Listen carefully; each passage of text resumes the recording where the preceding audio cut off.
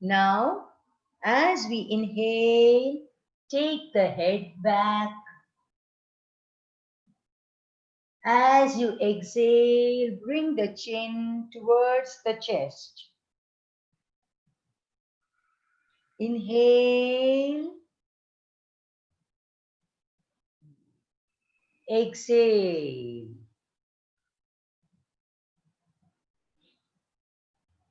Continue.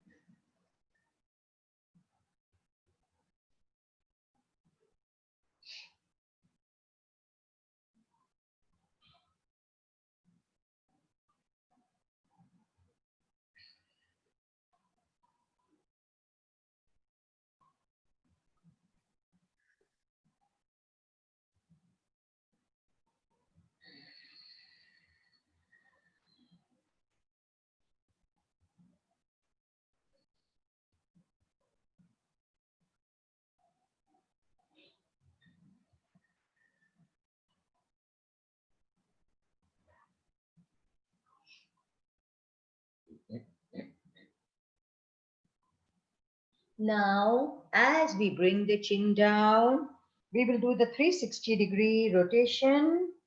Inhale, half a circle. Exhale, complete the other half. Inhale, exhale, and continue.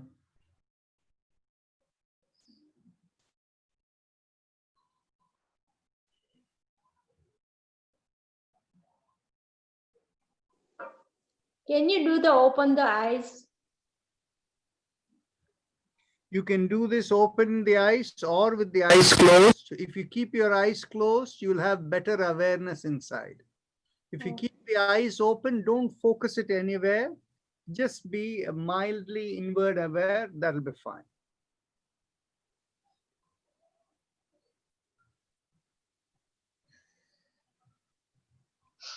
Are you feeling dizzy if you keep the eyes closed? Yes. Yes, that's why I'm asking. Do it slowly. Now we go in the opposite direction. Inhale, half a circle, and exhale, come down. Inhale, exhale, and continue.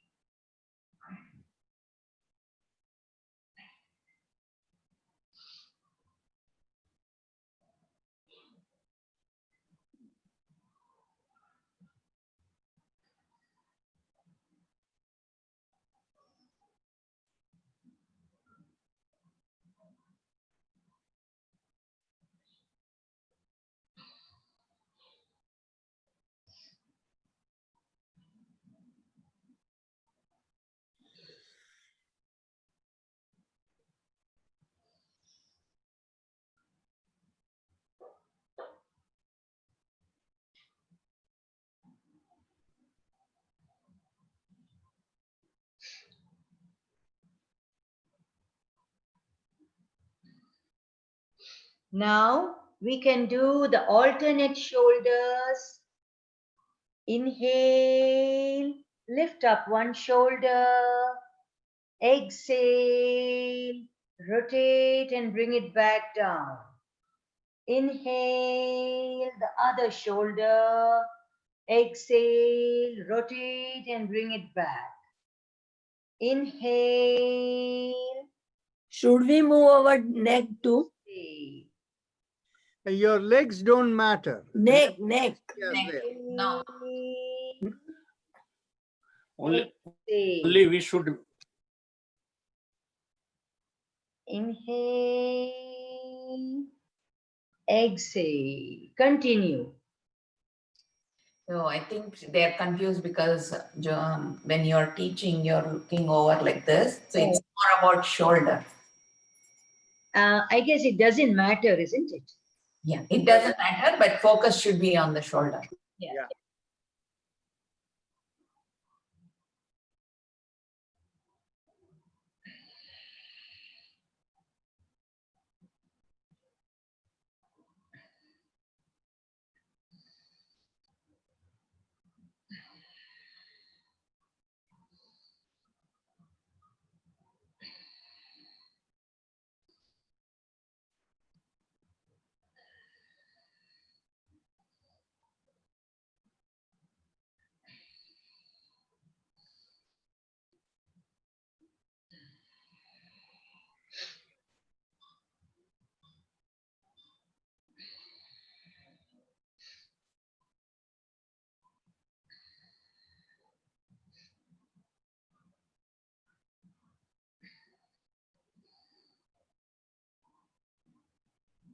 Now we will do the hand exercises. Lift up your hands, keep it straight, shoulders straight. Now, as you inhale, raise up your palm and fingers separated.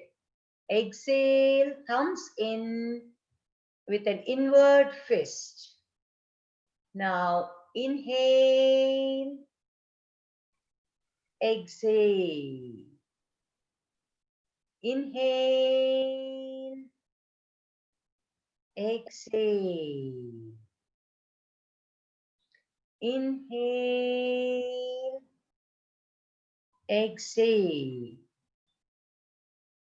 Inhale, exhale. Inhale, exhale. Inhale, exhale. Now we can do the rotation. Inhale, exhale. Only wrist should move. Inhale, exhale.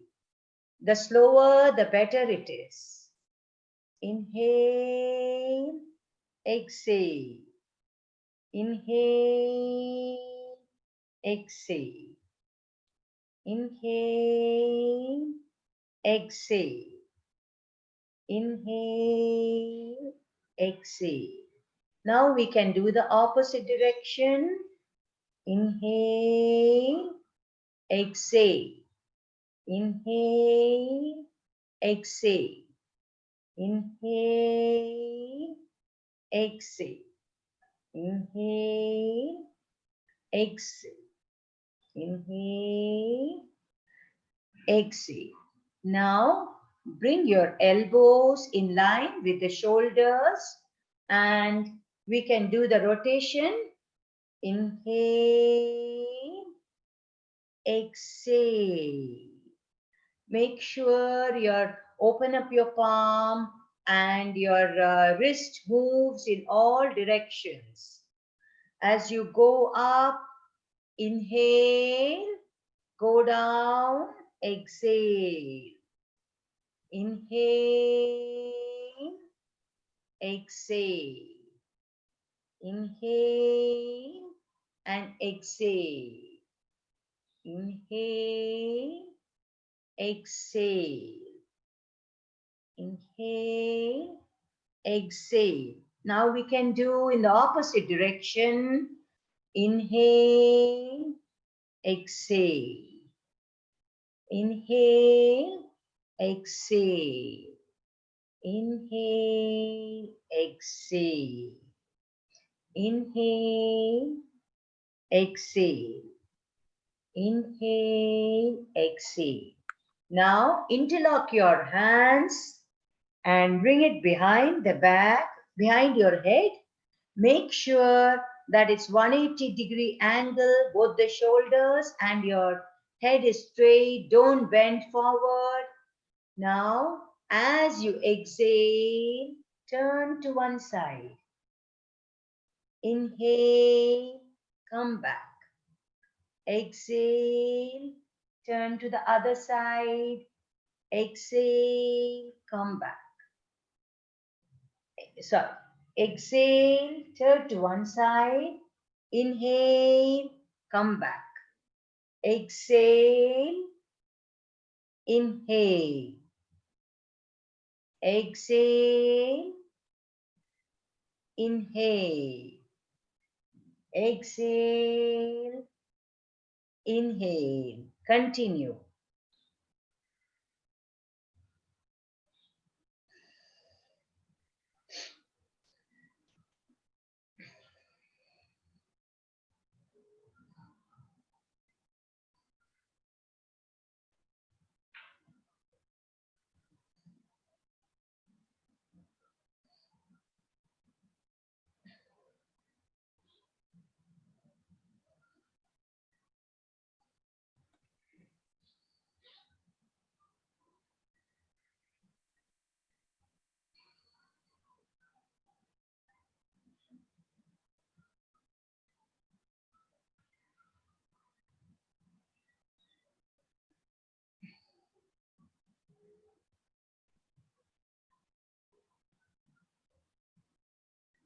Now we can do both the shoulder rotation.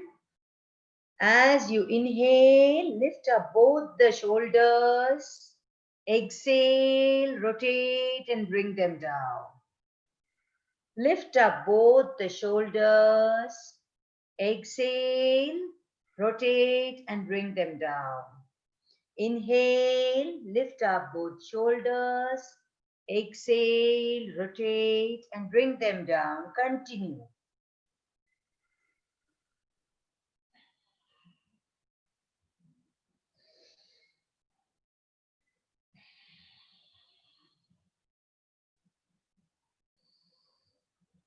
Do it gently with slow breath.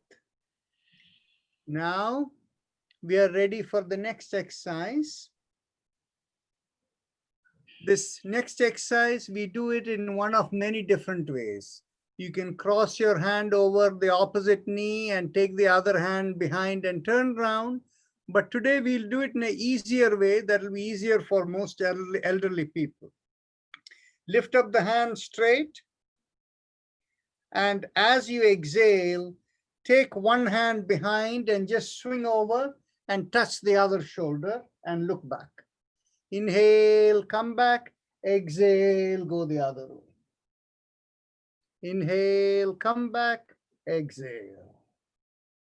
Inhale, come back. Exhale. Continue.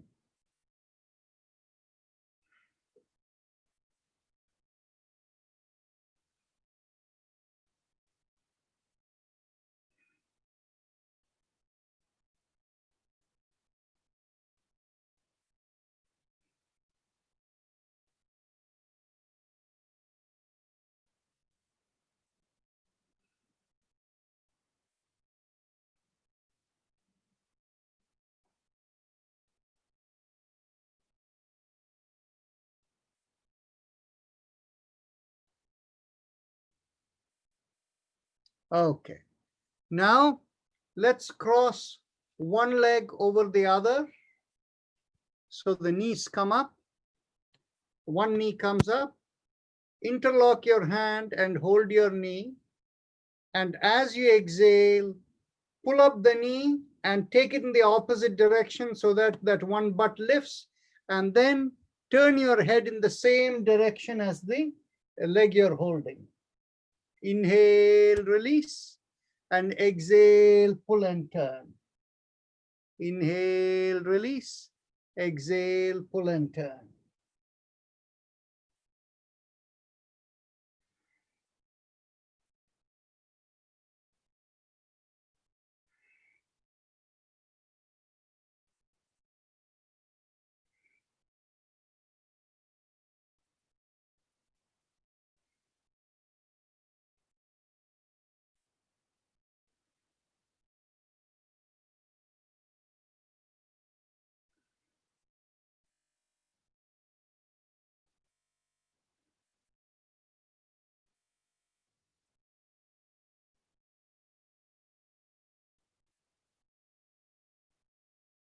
Now let's take the other leg over. Exhale, pull and turn.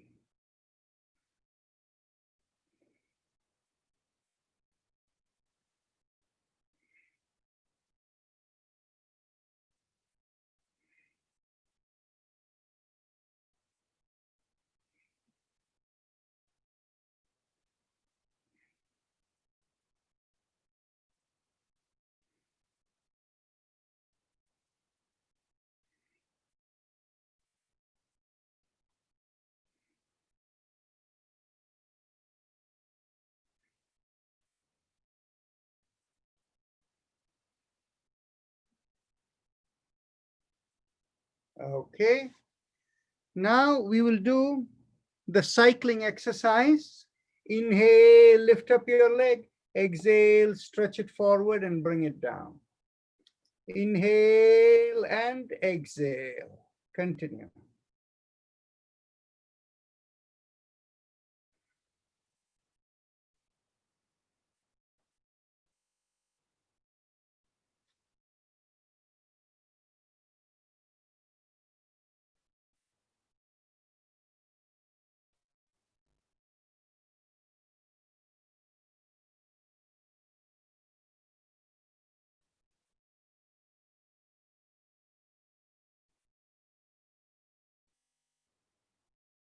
The other leg.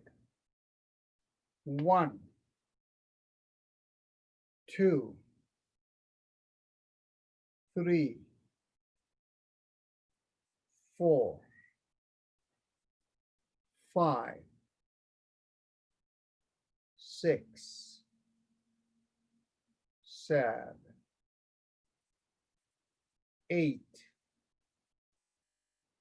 9, and 10. Very nice. Now we are ready for our deep breathing, Bhastrika Pranayam, and Anila will take over. So just so that everybody knows, I am hoping that everybody in this group will get rotation time at a later point in time. So please be prepared. So this is our examination also for you. So as we go along, this is also preparing more of us who can share all these practices with even more people. Okay, so Anila, take over. There are two ways to do this. The first way is keep your hand on your belly, close your eyes. Inhale, expand your belly, then your chest, and exhale, let it go. Inhale, exhale. For those of you who can hold their hand up, hold a loose fist. With an inhale, the belly expands, the chest expands, and the hand moves up. Inhale, exhale, bring the hands down, close your fist, everything. There's an exhale. We'll do this 20 times. Inhale, exhale. 1. Inhale, exhale. 2. Inhale, exhale. 3. Inhale, exhale. 4. Inhale, exhale. 5. Inhale, exhale. 6. Inhale, exhale. 7. Inhale, exhale. 8. Inhale, exhale. 9. Inhale, exhale.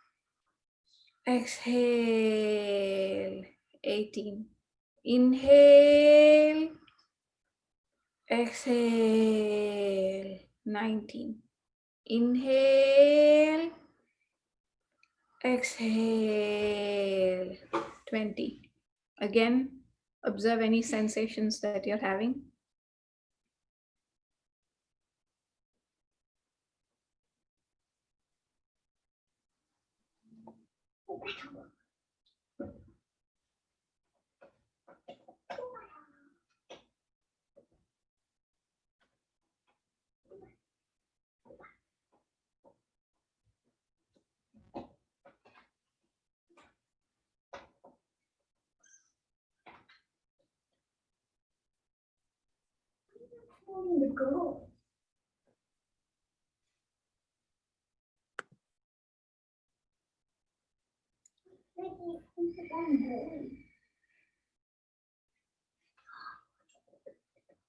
Do we want to go one more round, Doctor? No, we will go to meditation now.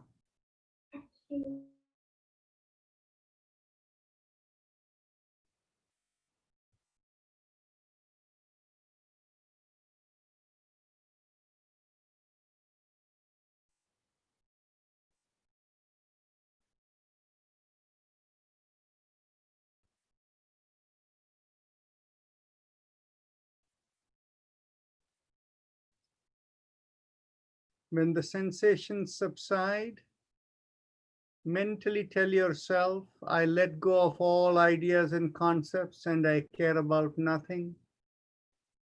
Mentally think of letting yourself go. And if you have a personal mantra, you can use it. Otherwise, just keep watching your breath and the Om will play in the background.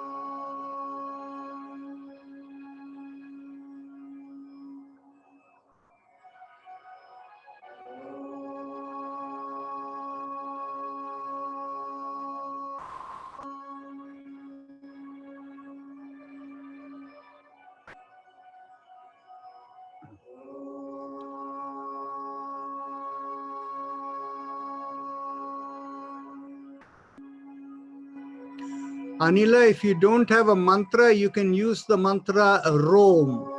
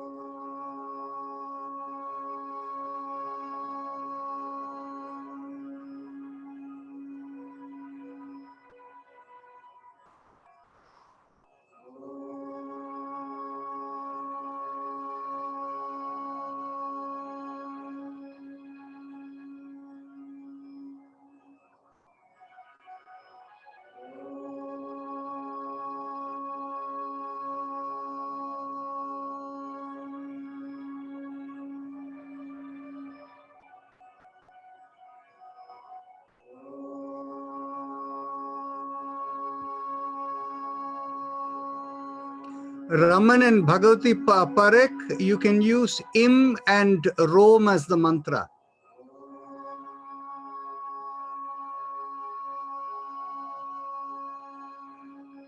Ramanji, you can use Im and Bhagavati Ben can use Rom.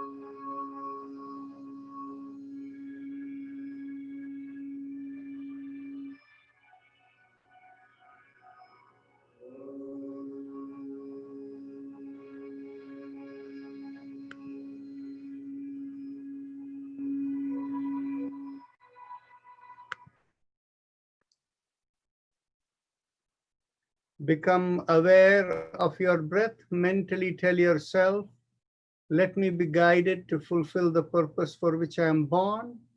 And gently lift up your hand and bring it 6 inches in front of your eyes and look straight into the palm of your hands when you open your eyes. So as we go along, let's see whoever we can find mantras for, we can do that. So Ramanji, I mentioned to you, the mantra is Im, I am Im. And Bhagavati Ben, the mantra is Rom, R-O-M, Rom. So you can do that as your mantra jap. It'll give you higher meditative connectivity.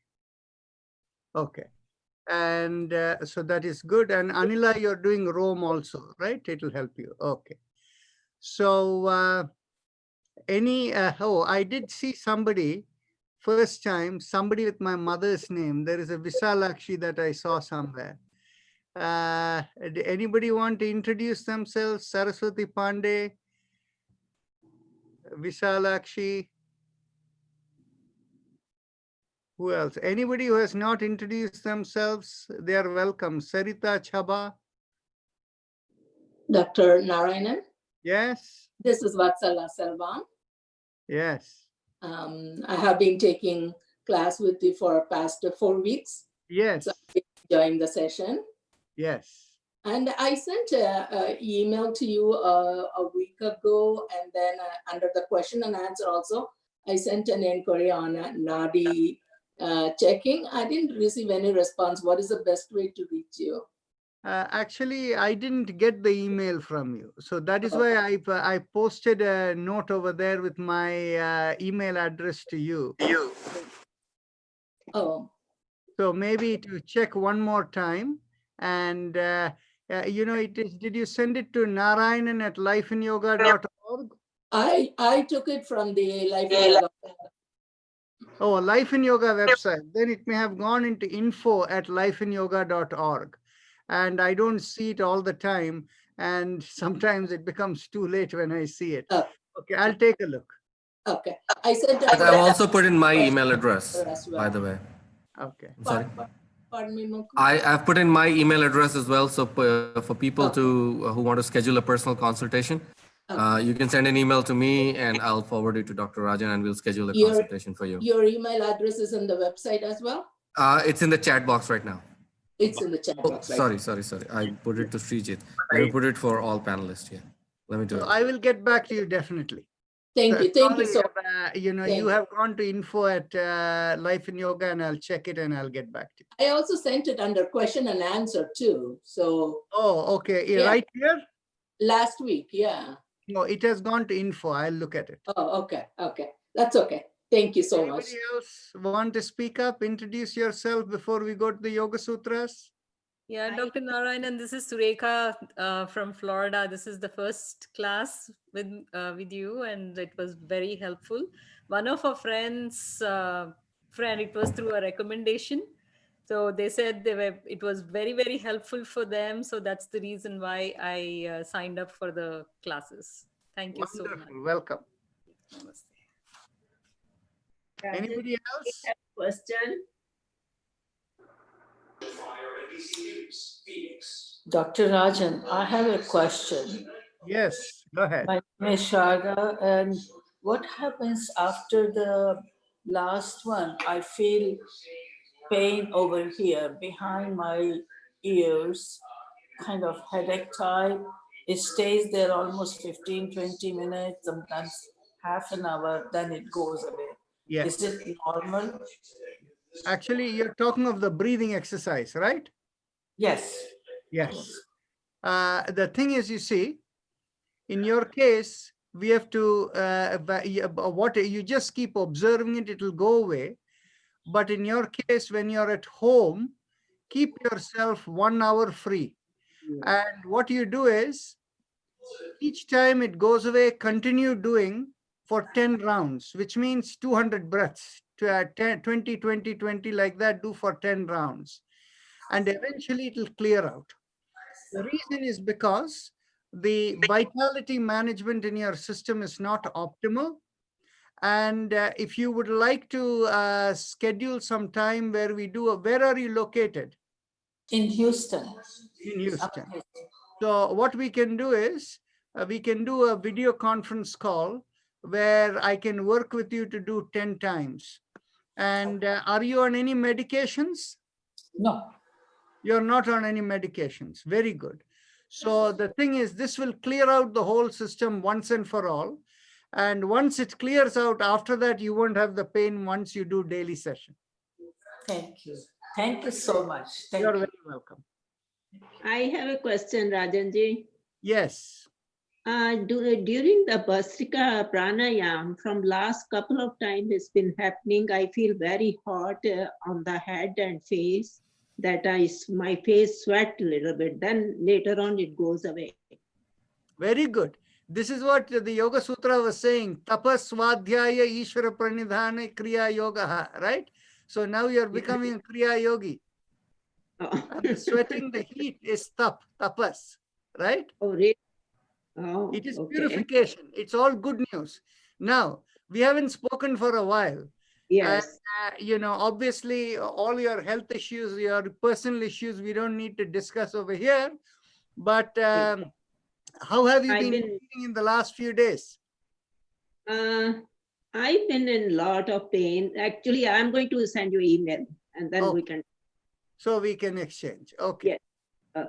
Thank you. You're very welcome. Dr. Narayan, I'll take 30 seconds. Yes. On Father's Day, my daughter-in-law asked me, would you like to take anything for yourself?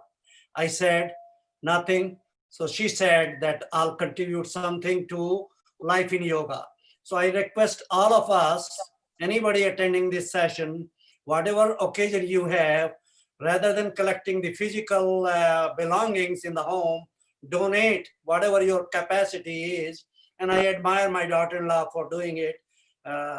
Last November, for my birthday, she contributed $500 to Life and Yoga. And I say the same thing for all of you.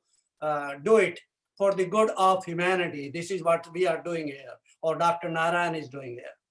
Thank you, Nareshji. Thank you, Nareshji. But also, I have, we don't normally mention it. We do see in our PayPal account that comes to Life in Yoga Foundation, many of you have been sending donations. Thank you very much. So since the topic came up, I just want to take the time to thank everyone. Okay. It's a worthwhile cause, it's good.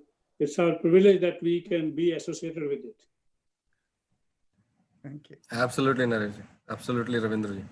Okay. Any other questions or any other introduction in the next 2 minutes, and then we can go on. Dr. Rajan, I have a question. Yes. I was doing the eye exercise, and like when I look towards the right, I'm getting like too much like kind of strain and headache, but other directions like bottom left, top is okay. Yeah. It happens like when I go round, and also when I look like top right.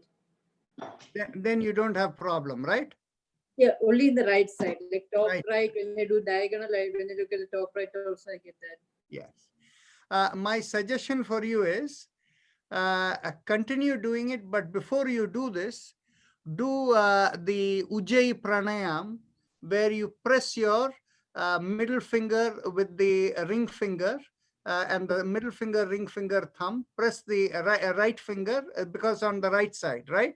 Okay. So press with that and do the Ujjayi Pranayam for 10 minutes before you do the eye exercise. Okay.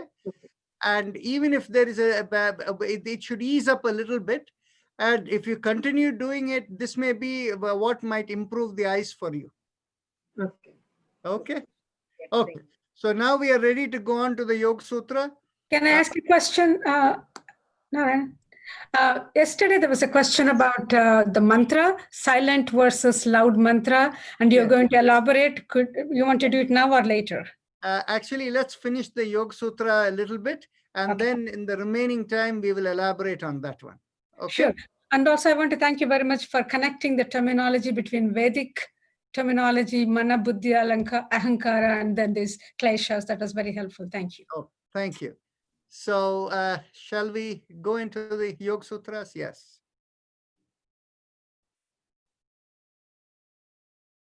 Okay.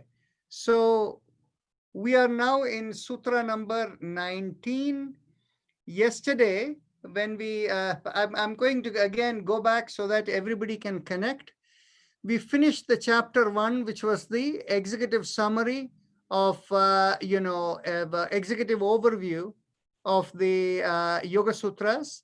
And the purpose of the Yoga Sutra, why it is written, is for the seeker to know how to become self-realized and understand the nature of existence. So in chapter 1, Patanjali Muni takes 3 tracks to explain it.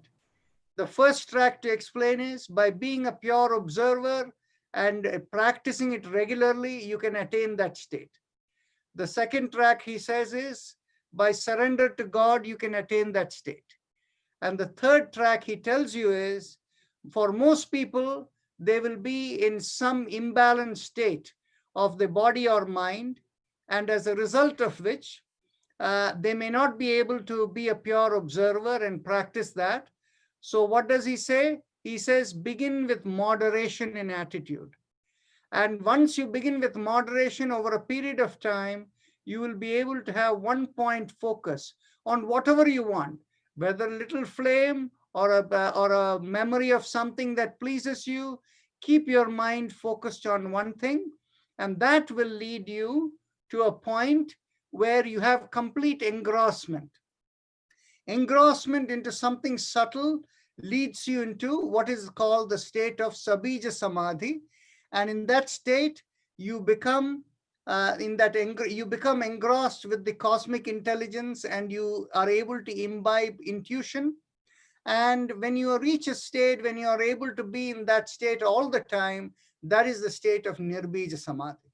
So in kind of 1.5 minutes, I told you what the summary of the first chapter, but that was a kind of an executive overview. Now in the second chapter, he talks about how purification through tapas, through inquiry, swadhyaya, and mentally letting go, surrender to Ishvara or God, is the way by which you purify yourself. And what are we purifying? It is the understanding that the body itself is simply an instrument that carries with it impurity of the programs within it. And the practice of the yoga is in order to attain the samadhi state. Then he goes on to explain what is the nature of the impurifications in you. And he states about the 5 impurities in there. And the 5 that are listed in the Yoga Sutra, we map to 3 equivalent in the Vedanta side. And one is the role of the mind, attractions and aversions. The other is the concept of ego. And the concept of ego has 2 sides. That is, one is me as the experiencer and me as the doer. Me as the doer is the troublesome one. And unless you have the ability to experience, you cannot experience even the state of the samadhi and the intuition that comes from it. And the last one is the sense of not knowing what existence is all about.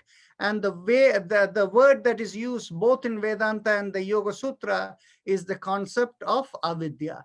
And all of these are discussed in detail between Sutra 2.4 and many more. Let's roll up a little bit. And yes, unto 2.9. And thereafter, he goes on to, from Sutra number 10 to Sutra number 14, he goes on to say how it is that we overcome this. And a person who understands that any type of reaction to the unfoldment of karmas and kleshas, that is, the original program and new programs we create, which are through our reaction, which is called karma, that only leads us into a cycle of birth after birth. And the person of discrimination understands you don't want to be in that state of being a person who reacts to things. And then did we end in Sutra 16 or 18? We end in 16. 16. So here he goes on in Sutra number 17. Actually, I will go to Sutra number 15 and 16. In 15 and 16, what he is saying is, anytime you react, you only create more programs. And so in order not to react, and the word not to react is, or to oppose it is, virodhat in Sutra number 15.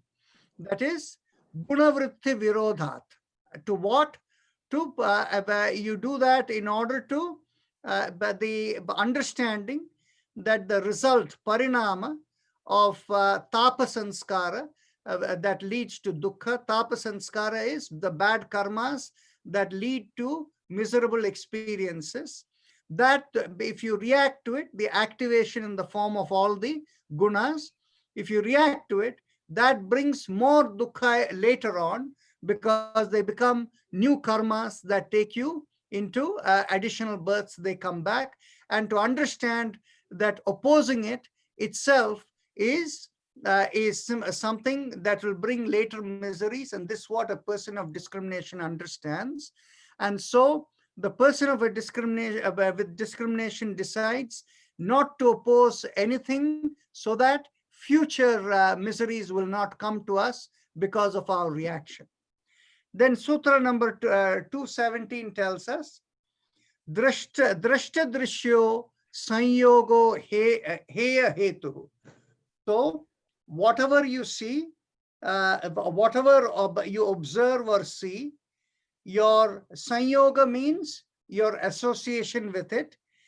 But you don't react to it because that is the cause of the later births, so you don't react to it. And what is the nature of all the reactions and or the activations that happen? Well, he explains, prakasha kriya sthiti-sheelam bhuta indriya atmakam bhoga apavargartham drishyam. So what is the nature of being a pure observer who doesn't react? Well, the activation in you are of three kinds. The one is prakasha, the second is kriya, the third is sthiti, and the nature of the activation is sheelam. So what is the sheela or the nature of it? Prakasha is referred to as the sattva guna, or the smooth flowing of energy. Kriya is understood as the rajoguna, which is highly activated and dynamic energy. The nature of sthiti, or dull energy, no energy moving, is the state of the tamoguna. These are the three natures of activation that are coming in. And where do these three natures of activation come? They come in anything that is in the nature of created, anything that is created. So, bhuta, indriya, atmakam. So all these three appear in the core element of whatever. Indriya is, you can think in terms of the sense organs. Bhuta, anything that is created, is bhuta. So the sense organs that are part of the created elements, and they are all core to it. So these three energies moving through is core to it. So you can think of yourself, as long as energy is flowing within you, all of that will be there. When the body falls dead, there is no more energy flowing through it. There is no more sensory perceptions left in it, then it is not there. So anytime sensory perceptions are there, all of these three forms of flow of energy will be there. And as a result of this, what will happen is you will have experiences. That is the bhoga. And what happens is you become immune to whatever happens. You don't react to it anymore. You treat whatever happens as doesn't matter. And that means apavargartham. Varga means to categorize. Apavarga means not to categorize anymore. So you make it as meaningless. You don't categorize it. You're simply a pure observer.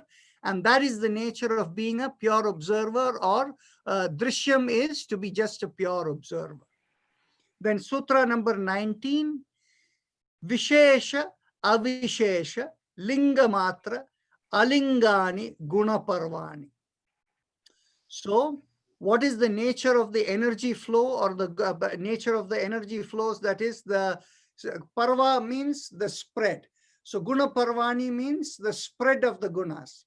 And what is the nature of the spread of the gunas? They can be vishesha means specific, avishesha means non-specific, linga means indicative or indicative alone, alingani without any indication alone. So what happens is, when you're a pure observer, what happens? You can experience it as a specific situation, non-specific, indicative, non-indicative, but you're a pure observer just watching it. Drashta drishimatraha shuddha api pratyaya anupashyaha. Anupashya means whatever you're watching. Pratyaya means reaction, or prati means what is coming in, and pratyaya means reaction. And so reacting to anything that you see, what is the nature of that? When you're simply drashta drishyamatra, whatever you have seen, you're only looking as an observer. Shuddha api, that means it is completely purified also.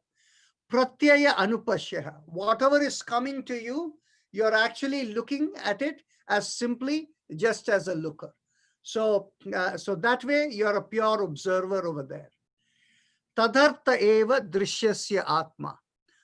Tadhartha means that, you know, there alone, or the meaning of that, eva, only, indeed, drishyasya atma. That alone is the nature of being a pure observer. So what happens when that happens? Now, you're in the state of the pure observer, but then to be in this state is very difficult. So what he explains in Sutra number 22 and 23 is that people can get disrupted from the path as even there. And what is the nature of that? Krithartham means whatever you have done, whatever you're doing, prati, towards whatever you're doing, nashtam api anashtam. So you can, whatever you're doing, you can think in terms as profitable or unprofitable. Nashtam means unprofitable or losing, or anashtam means what is profitable. Tada anya sadharanatvat. So for a normal person, normally, when you look at any reaction, you think anything that you're observing, you think of it as something that is useful or not useful, or in terms of, you know, this profitable or unprofitable, meaningful or not meaningful. And this is because saswami shaktyoho swarupa upalabdhi hetu sanyogaha. Sanyogaha means association. And what is the nature of the association? Swa means yours, the self. Swami is I am the controller of the self. And what is the Shaktyoho, the energies that tell you, I am the one who is doing it.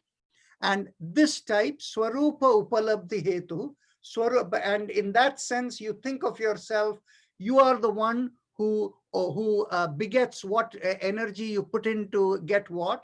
When you think of yourself as the cause of what you're getting, that is the association that commonly people will think of in terms of any reaction as useful or not useful, profitable or unprofitable. And why do people commonly think of that way? Sutra number 24 tells us that the reason for that is avidya, or the lack of understanding of the nature of existence. Tasya hetu avidya. Tada bhavat. When you don't have that in Sutra number 24, then that reaches the state of kaivalyam, or being. Kaivalyam is the state of the higher realization. So from Sutra number 25, we will continue next time. So we have about 5 minutes left.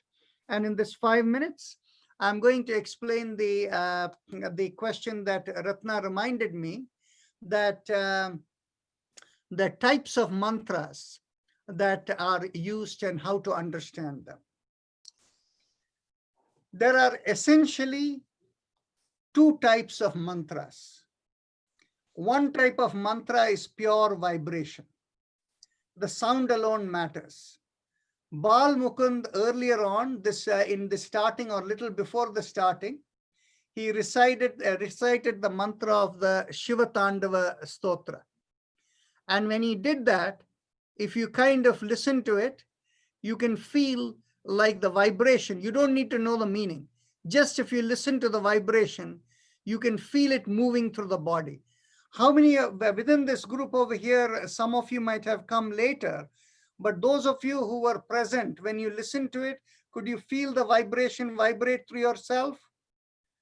How many of you felt that? Okay, some of you felt it, right? So the thing is basically the vibrations that you can experience is only vibration, nothing else. You don't need to understand the meaning.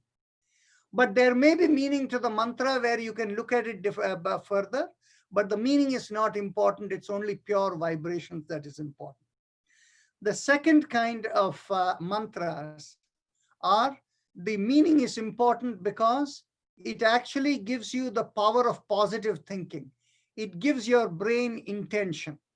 The intention concept is what is the concept that has been scientifically studied to explain a phenomenon called placebo effect. Many of you know that in the field of medicine, when they are testing drugs, they will give a certain set of people, they will say they are giving them the drug, but they will only give them a sugar pill or an empty pill. And the idea is to see whether their belief system that they are getting the drug will do anything to them. So that is the power of positive thinking. So in the power of positive thinking, if you know the meaning, this is what you're doing. So the intention that goes with it, the power of positive thinking can do many things for you. So when we use silent mantras, and the silent mantras are pure internal vibration, or it could be the mantras that are externally chanted, like listening to music, all of these where you can feel the vibrations within, those are all working at pure vibration level. No meaning is necessary whatsoever. Now, but when you are working with mantras with meaning, then you have to focus on the meaning, and that is what gives you the higher thing. Before I go further description here, I want to pull back between the loudly chanted mantras and mentally imbibed vibrations.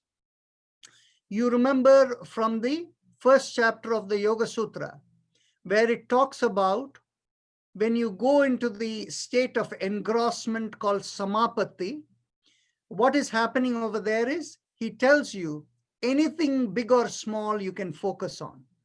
So if you're focusing on something external, you get engrossed into it. But engrossment doesn't lead you into the samadhi state where the intuition opens up. Like when you were listening to the Shiva Tandava Stotra, you can feel the vibration. You can even get engrossed within it, but that won't lead you into samadhi. What leads you into the samadhi state is when you go into something subtle, like a single syllable of a mantra, where to some of the people today I mentioned what kind of single syllable they can use for a mantra. So when you mentally, when you go into something subtle, that is what leads you into samadhi, as Patanjali Muni tells you in the first chapter itself. So now that we have answered the nature of pure vibrations, the external vibrations versus subtle vibrations, now let's come to the mantras that have meaning. So the power of positive reinforcement. Now, the classic example of a mantra of positive reinforcement is the Gayatri mantra. And Gayatri, many of you here are from Arya Samaj, where you do the Havan with Gayatri mantra. So the thing is, you see, the Gayatri mantra is, you need to understand the meaning. And with that focus on that meaning, if you do that, you know, may I be, you know, have the, you think of the Surya, Savita, as giving you the intellect, and from that, you're able to impact. You can bring your wisdom to impact whatever your swadharma is to fulfill your purpose in the world. That kind of an intention with which when you work, That has a impact also. Now, the Yoga Sutra approach is, if you get purified within, if your nadis are purified, whether you purify it with the power of intent or with the pure vibration, that leads you to the state of samadhi. And from there, your intuition will blossom. But then when the intuition blossoms, you have to ask questions. Only by mentally asking questions. You don't have to ask externally. Simply mentally asking questions, the answers will come to you. That is the state of the samadhi. So with that, I will close over here, but I have said a lot of things today and we are out of time. But if anybody has a clarificatory question in this, I'll stay here for another minute or two. Dr. Rajan, I have one. Yes. So you said being a pure observer, right? Now, if you are seeing something wicked happening in front of you, and you have the power to stop it or not, let's say you have the power to stop it, and you just be a pure observer there. Is that what you're suggesting? I mean, I know your question. I'll answer your question. The idea is, when you're a pure observer, that state leads you in order to guide you what your purpose in life is. And when you're in that state, when you're in the inner intuition, the prajna that tells you you have to intervene, you have to intervene. And that is the unfolding of your swadharma. But when your inner, this thing tells you walk away from it, you should walk away. So in other words, the whole purpose of all of this is in order to reveal your swadharma.